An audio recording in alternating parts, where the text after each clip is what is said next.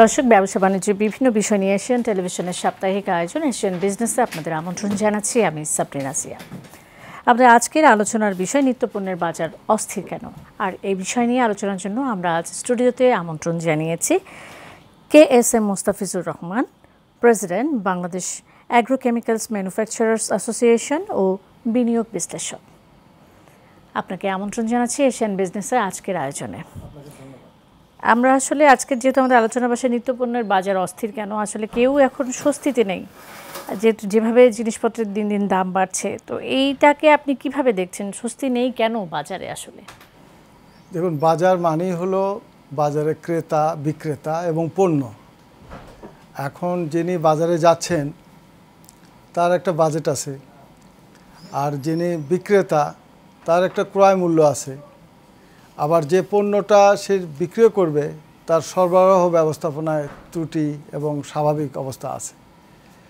সারা পৃথিবীতেই যে কোনো জিনিসের মূল্য বাজারে ওঠানামা করে, তার প্রধানতম কারণ হলো তার সরবরাহ ব্যবস্থাপনায় যদি ত্রুটি থাকে। ধরুন, আপনার কাস্টমার আছে 5 জন, পণ্য আছে 4টা, তো তাহলে তো ডিমান্ডের আপনার বাড়বেই, মানে সরবরাহ যদি কম থাকে। তা আমাদের দেশে যে সমস্ত পণ্য কৃষি উৎপাদিত পণ্য, সেগুলো তো ধরুন মৌসুমের ব্যাপার আছে, যে বর্ষার কারণেই হতে পারে। একটা ধরুন বাজার নিয়ন্ত্রণের জন্য যে সরবরাহটাই হলো একটা অন্যতম প্রধান, যে বাজার নিজেই নিয়ন্ত্রণ করতে পারে। যদি আপনি যে পরিমাণ চাহিদা আছে তার চেয়ে বেশি যদি আপনার সরবরাহ থাকে, অটোমেটিক্যালি তার মূল্য কমে আসবে। এর সাথে যেটা আছে সেটা হলো, যেমন ধরুন সিন্ডিকেশন যেটা আপনি বলছেন, এটা থাকতে পারে যে একই জাতীয় ব্যবসায়ীরা যদি এরকম মজুতদারি করে, অথবা তার সরবরাহতে সে যদি তার মুনাফার জন্য যদি মরিচের বাজারেও কি সিন্ডিকেট হয়? আসলে এগুলো ধরুন কৃষি পণ্য যেগুলো, সেগুলো তো পুরোপুরি আপনার আমাদের দৈনন্দিন যে আবহাওয়া, যেটা ধরেন বৃষ্টি বাদলা, রোদ, বন্যা, এর সাথে সম্পর্কিত। এবং আপনি যদি ফসল না হয়, আপনার কৃষি পণ্য যদি বাজারে আপনার বেশি ফলন হয়, দাম কম পাবে। এবার যেমন আলুর দাম পায় নাই চাষিরা, কারণ ফলন বেশি হয়েছে। পরের বার দেখবেন যে চাষিরা আলু কম করবে, সেবার আবার দাম পাবে ভালো। তারপরের বার আবার চাষিরা আলু করবে, তখন আবার দাম কম পাবে। এই যে বাজার ব্যবস্থাপনার যে ত্রুটি, এটাকে যদি বৃহত্তর আঙ্গিকে যদি সমাধান করতে চান, তাহলে আপনাকে আমাদের দেশের কোন পণ্য কী পরিমাণ উৎপাদন হয়, তার কনজামশন কত, যদি উৎপাদন দ্বারা না হয়, যদি আমদানি করে আনতে হয়, তাহলে কোন সময় এলসি দিতে হবে এবং কোন দেশ থেকে আসবে, এগুলো আপনার যারা বিপণন ব্যবস্থাপনার সাথে যেটা সরকারের সংশ্লিষ্ট অধিদপ্তরে যারা জড়িত আছে, তারা যদি এগুলো নিয়ে যথাযথভাবে কাজ করে, এবং আমাদের দেশের কৃষকের সাথে যে সবচেয়ে বেশি সর্বাধিক পরিমাণে যে সরকারি প্রতিষ্ঠানে কাজ করে, তার 5টার মধ্যে একটা হলো বাংলাদেশ কৃষি সম্প্রসারণ অধিদপ্তর, যেটা ডিএই বলে, ডিপার্টমেন্ট অফ এগ্রিকালচার এক্সটেনশন। এখন ডিপার্টমেন্ট অফ এগ্রিকালচার এক্সটেনশন, ওনারা কিন্তু দেশের ফসলের উৎপাদনের কলা কৌশল, এটা কিন্তু চাষিদেরকে শিখিয়েছে। এই 54 বছরে ধান কিভাবে করতে হয়, পাট কিভাবে করতে হয়, অর্থাৎ প্রোডাকশন টেকনোলজি, এটা কিন্তু সরকার এই প্রযুক্তি স্থানান্তর জ্ঞান যে দক্ষতা, এটা কিন্তু কৃষকের বৃদ্ধি করেছে বলেই দেখুন আপনার জনসংখ্যা আজকে 18 কোটি হওয়ার পরেও আমাদের কিন্তু যে পরিমাণ খাদ্যের ঘাটতি আমাদের আজ থেকে ধরুন 40 বছর আগে ছিল, সেখান থেকে কিন্তু এগুলো অভূতপূর্ব উন্নয়ন হয়েছে।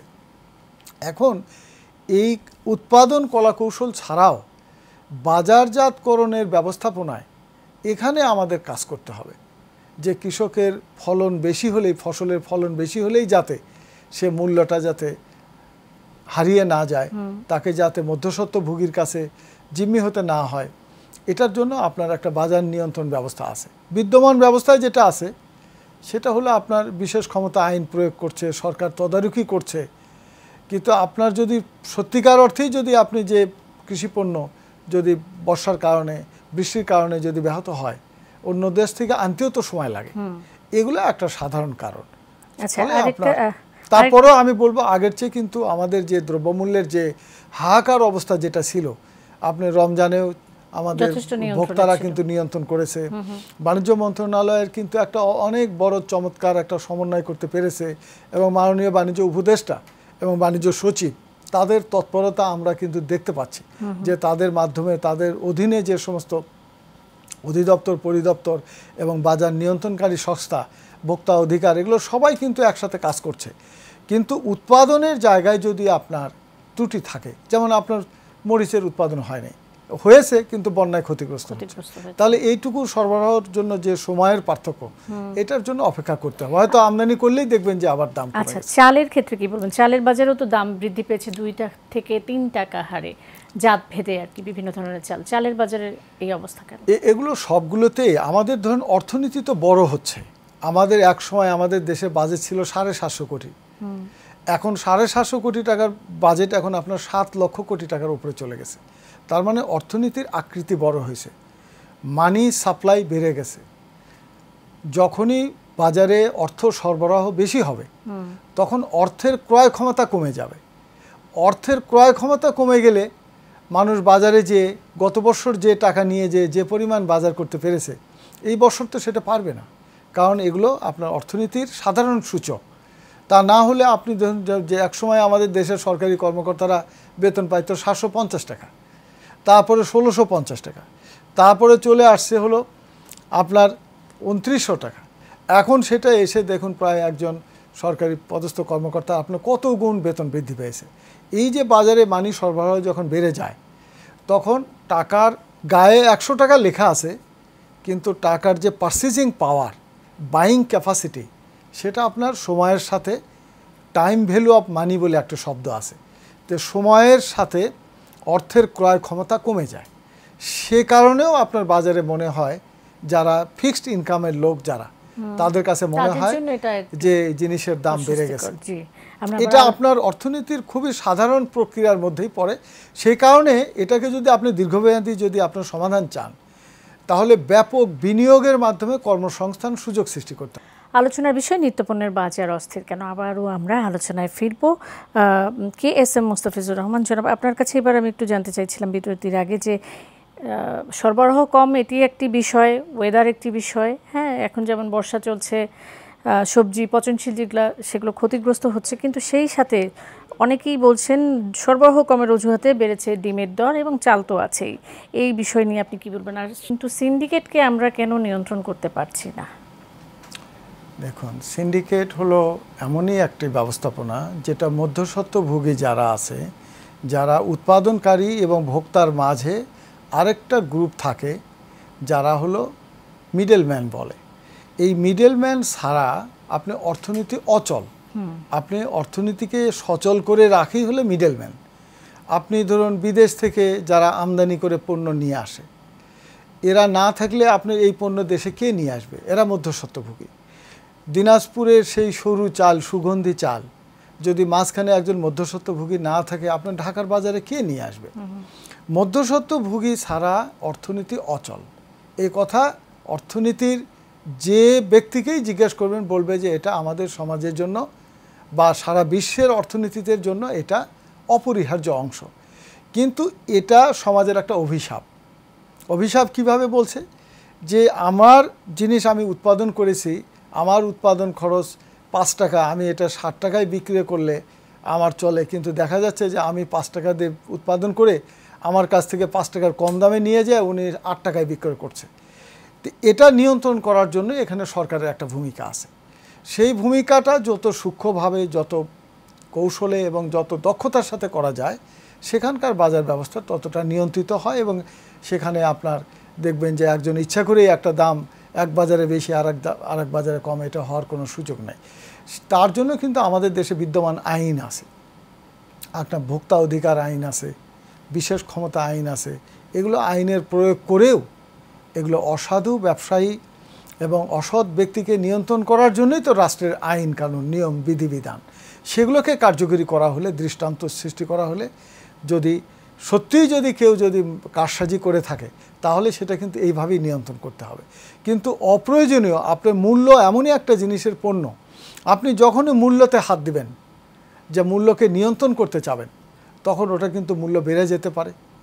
আবার সাময়িকভাবে বন্ধ করলে ওটা অনেকে তখন সরবরাহ যাবে না। মধ্যস্বত্বভোগী যারা আছে তারা যদি এই পণ্যগুলো না সরবরাহ করে তাহলে কিন্তু আবার দ্রব্যমূল্য বেড়ে যাবে। এই যে সমন্বয় ব্যালেন্স করা, এটাকে যিনি বাজার নিয়ন্ত্রণকারী সংস্থা, যারা বাজার নিয়ে গবেষণা করছে সরকারি সংস্থার মধ্যে, তাদেরকে এটা মনিটরিংটা রাখতে হবে যে আমার চাহিদা কত আর আমার যোগান কত হয়েছে। সারা বিশ্বব্যাপী বাজার নিয়ন্ত্রণের তিনটাই পদ্ধতি। একটা হলো বাজার নিজেই নিয়ন্ত্রণ করবে, আরেকটা সরকার নিয়ন্ত্রণ করবে, যেটা অ্যাবসলিউটলি সরকার নিয়ন্ত্রণ সমাজতান্ত্রিক ব্যবস্থাপনা তো নাই। আরেকটা হলো মিক্সড ইকোনমি, যেটা বাজারের উপরও ছেড়ে দেবে কিন্তু তদারকি হবে, যেটা বাংলাদেশে করছে, বাংলাদেশে হচ্ছে। এবং এটাকেই এফিশিয়েন্টলি দক্ষতার সাথে করলে দেখবেন যে এটার নিয়ন্ত্রণে আসছে। কিন্তু সর্বোপরি মানুষের যদি ক্রয় ক্ষমতা বৃদ্ধি না হয় তাহলে কিন্তু আপনার সবসময়ই মনে হবে যে জিনিসের দাম বেশি। আপনি যদি 3 কোটি মানুষ তার একদিনের ইনকাম দিয়ে একদিনের তার মৌলিক চাহিদা, তার খাবার হয় না, তার চিকিৎসা হয় না, তার যে মৌলিক যে মানবাধিকার যেটা তার ইনকাম থেকে যদি নির্বাহ না হয়, তাহলে এই যে সংখ্যাগরিষ্ঠ মানুষ, এই মানুষের তো আপনার একটা সোসাইটিতে দেখা যাবে বলবে যে জিনিসের দাম বেশি, তার জীবন চলে না। এই জন্যই আপনাকে সরকার কিন্তু যে টিসিবির মাধ্যমে যে অনগ্রসর মানুষকে তারা কিন্তু অনেক ভর্তুকি দিয়ে পণ্য দেয়া হচ্ছে।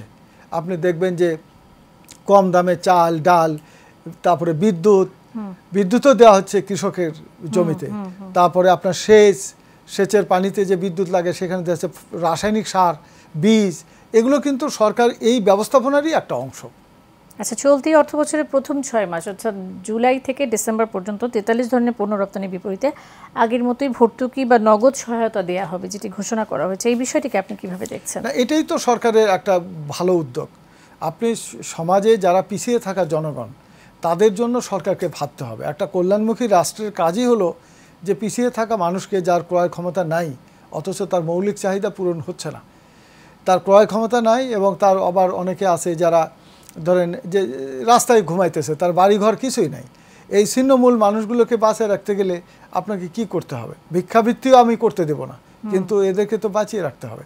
তখনই আপনার এই ধরনের কর্মসূচি সরকারের পক্ষ থেকে নেওয়া হয়, যেটা নেওয়া হয়েছে, এটাকে আমি অত্যন্ত সাধুবাদ জানাই। পাশাপাশি যেটা আমি সবসময় বলে থাকি, আপনাকে দীর্ঘমেয়াদী অর্থনৈতিক কর্মসূচি না নিলে সোসাইটির এই দারিদ্র্য বিমোচন হবে না। সেই কর্মসূচিটা কি? কৃষিকে ঘিরে আমাদের রূপান্তরের একটা কর্মসূচি নিতে হবে, যে কৃষকের উৎপাদিত পণ্য যাতে সঠিক মূল্য পায়, কৃষকের উৎপাদিত পণ্য দ্বারা যাতে মিল কলকারখানা চলতে পারে, কৃষকের উৎপাদিত পণ্য যাতে বহির্বিশ্বের মানুষের খাদ্য হিসেবে আমরা রপ্তানি করতে পারি, প্রক্রিয়া করতে পারি, অ্যাগ্রোবেজ ইন্ডাস্ট্রি করতে পারি, কৃষি প্রক্রিয়াজাত করতে পারি। এটাই হলো আমাদের প্রাথমিক কাজ। তারপরে আপনার ইন্ডাস্ট্রিতে আরও ভারী শিল্প, আরও ধরুন বিনিয়োগকারী বিদেশি প্রযুক্তি নির্ভর শিল্প, এটাকে করতে হবে। এবং সেবা খাত যেটা আছে, মানুষের ছোটোখাটো দোকানপাট, তারপরে আপনার পরিবহন খাত এবং বৃহত্তর সেবা খাত যেমন ব্যাংক, বিমা, এগুলো যেমন সরকারের বিভিন্ন বড় বড় ব্রিজ করতেছে, এগুলোর মধ্য দিয়ে অবকাঠামো তৈরি করতেছে যাতে ব্যবসা বাণিজ্য সহজ হয়ে যায়। এগুলো কিন্তু অর্থনীতির এই কৃষি, শিল্প এবং সেবা এবং একটার সাথে একটা সম্পর্কিত। এর উল্টা দিকে রয়ে গেছে হলো এগুলোর উৎপাদিত পণ্য যাতে মানুষ ক্রয় করে খেতে পারে, সেই জন্য তাদের ক্রয় ক্ষমতা বাড়ানো, কর্মসুযোগ সৃষ্টি করা। তাহলে একদিকে উৎপাদন হবে আর একদিকে কনজামশন হবে, তখন আমাদের অর্থনীতির আকৃতিটা বড় হবে। এখন আমাদের ধরুন প্রায় 50 লক্ষ কোটি টাকার অর্থনীতি, যেটা একসময় এটা অনেক ছোট ছিল। এটাকে আমরা আরও বৃহত্তর অর্থনীতিতে নিয়ে গেলে আমাদের অধিক যোগান বাড়াতে হবে, কৃষি থেকে, শিল্প থেকে, সেবা থেকে, এবং মানুষের ক্রয় ক্ষমতা বৃদ্ধি করার জন্য বিনিয়োগ করতে হবে, তার হাতে চাকরি দিতে হবে, কাজ দিতে হবে, বেসরকারি খাতকে এগিয়ে নিতে হবে, এবং সরকারি যেগুলো ব্যুরোক্রেটস আছে এবং যারা নীতি নির্ধারক, পলিসি মেকার, তারা এমনভাবে নীতি নির্ধারণ করবে যাতে ব্যবসা বাণিজ্য, শিল্প, কলকারখানার বিকাশ ঘটে। এর মধ্য দিয়ে আপনি এমন কোনো দেশ পৃথিবীতে দেখাতে পারবেন না যাদের ব্যবসা বাণিজ্য, শিল্প, কলকারখানা পিছনে অথচ ধনী দেশ। এটা সম্ভব না। আপনার ধনী মানুষ মানেই হলো তার রাস্তাঘাট ঠিক আছে, তার ক্রয় ক্ষমতা ঠিক আছে, তার ইনকাম জেনারেশন করার মতো তার যোগ্যতা আছে। রাষ্ট্রের ক্ষেত্রেও তাই। সেটা হলো যে আপনার ধনী দেশ আর গরিব দেশ, একটা ধনী মানুষ আর গরিব মানুষ, দুটোর একই রকম পার্থক্য। দেখবেন গরিব মানুষের বাড়িতে যাওয়ার রাস্তাঘাট নাই, তার গাড়িটা তার বাড়ি পর্যন্ত যায় না। ধনী দেশের, গরিব দেশের একই অবস্থা। আপনার গরিব দেশের রাস্তাঘাট নাই, তার যোগাযোগ ব্যবস্থা নাই। আমাদের স্বাধীনতার পরেই আমাদের বাড়ি বগুড়া থেকে ঢাকায় আসতে 3 দিন লাগতো, আর বরিশালরা ধরুন ওই লঞ্চের কারণে ওদের হলো 1 দিন লাগতো। এই যে যোগাযোগ ব্যবস্থার যে অভূতপূর্ব উন্নয়ন হয়েছে, এটা হলো উন্নয়নের প্রধান শর্ত। তা আমাদের দেশে ইনফ্রাস্ট্রাকচার এগুলোকে আমরা সঠিক করতে হবে। এগুলো সব কিছুই কিন্তু জনকল্যাণে, ব্যবসা বাণিজ্য শিল্প কলকারখানা বিকাশের জন্য। আপনি আগামীতে প্রযুক্তির যুগ এসে গেছে। এই দেখেন ভবিষ্যতে দেখবেন যে আপনার মানি ব্যাগ থাকবে না, টেলিভিশন থাকবে না, এটিএম বুথ থাকবে না। 2025 সাল সম্ভবত শেষ, তো এরপরে আমরা প্রযুক্তিতে চলে যাব। অনেক কিছুতেই দেখবেন পরিবর্তন আসছে। তা আমাদের দেশে আমরা এখনো কৃষিটা আমরা ঠিক করতে পারি নাই। আমরা প্রযুক্তি ভিত্তিক কৃষি আমরা কবে করতে পারবো? আমাদের কৃষকের জমিতে সেচ কতটুকু লাগবে, সার কতটুকু লাগবে, বীজ কতটুকু লাগবে, এগুলো কিন্তু উন্নত দেশে কিন্তু তারা আপনার প্রিসিশন এগ্রিকালচার বলে, যে এআই আর্টিফিশিয়াল ইন্টেলিজেন্সি দিয়ে তারা এগুলোকে নিয়ন্ত্রণ করতে পারে। আমরা তো ধরেন মৌলিক যে জায়গাগুলো সেগুলোই আমরা ঠিক করতে পারি না। উৎপাদনশীলতায় আমরা হয়তো অনেক ধান উৎপাদন করছি, পৃথিবীতে সবচেয়ে বেশি ধান উৎপাদন করছে হলো চায়না, তারপরে আপনার বাংলাদেশ আছে, চারের মধ্যেই আছে, কিন্তু ইন্দোনেশিয়া আছে, ভিয়েতনাম আছে, কিন্তু আমার যে পার ইউনিট এরিয়াতে মানে আমার উৎপাদনশীলতায় আমি কোথায় আছি? আমরা আলু উৎপাদন করছি, আমার উৎপাদনশীলতায় কোথায় আছে? পৃথিবীর সবচেয়ে বেশি আলু উৎপাদন কোথায় হচ্ছে? সেগুলোর সাথে আমাদের তুলনা কি? এদিকে বেলারুশ আছে, হল্যান্ড রয়ে গেছে, এমনকি ইউনাইটেড স্টেট অফ আমেরিকা, তাদের পার একরে উৎপাদনের সাথে আমাদের উৎপাদনের পার্থক্য কতটুকু? এগুলোর জায়গায় আমাদের হাত দিতে হবে। দিলে আপনার ধীরে ধীরে আমাদের দেশে যখন কৃষি ঠিক হবে, শিল্প ঠিক হবে, তারপরে আপনার আপনি কি মনে করেন আমাদের কৃষি উৎপাদনের ক্ষেত্রে বা এই যে নিত্যপণ্যের বাজার বৃদ্ধির ক্ষেত্রে মধ্যস্বত্বভোগীরা একটি বাধা হয়ে দাঁড়িয়েছে? আপনি আমাদের একই প্রশ্নের মধ্যে থাকতে হচ্ছে। মধ্যস্বত্বভোগী ছাড়া তো আপনার অর্থনীতি অচল। এই যে অনেক জায়গায় তো পৃথিবীর অনেক দেশেই মধ্যস্বত্বভোগী নাই, এবং আমাদের সরকার, বর্তমান যে সরকার ইন্টারিম গভর্নমেন্ট রয়েছেন, তারা একটা সিস্টেম চালু করেছিল, খুব সম্ভবত আমি ভুল না করে, ট্রেনে কৃষক সরাসরি তার পণ্য দিয়ে দিবে, ঢাকা থেকে বা সেন্ট্রাল যে জায়গায় সেখান থেকে এটা কালেক্ট করা হবে। এইটি কি ফ্লপ, মানে এই প্রকল্পটি কি, প্রজেক্টটি কি করতে পারেনি সরকার ঠিকমতো? অনেক প্রকল্পই আপনার ফেল করতে পারে। আপনি যদি ডিজিটাল ব্যবস্থায় যদি আপনার কিছু পণ্য, যেমন ই কমার্স, তারা কিন্তু আপনার উৎপাদনকারীর কাছ থেকে সরাসরি ভোক্তার কাছে যাচ্ছে, এগুলো সময় লাগবে। আপনি যদি ধরেন আমাদের যে ই কমার্সের মাধ্যমে যে উৎপাদনকারীর কাছে ভোক্তার কাছে যাওয়া, আজকে আমরা কিন্তু এটা এসে এখন মনে করতেছি যে ই কমার্সটা আমাদের দেশে দরকার।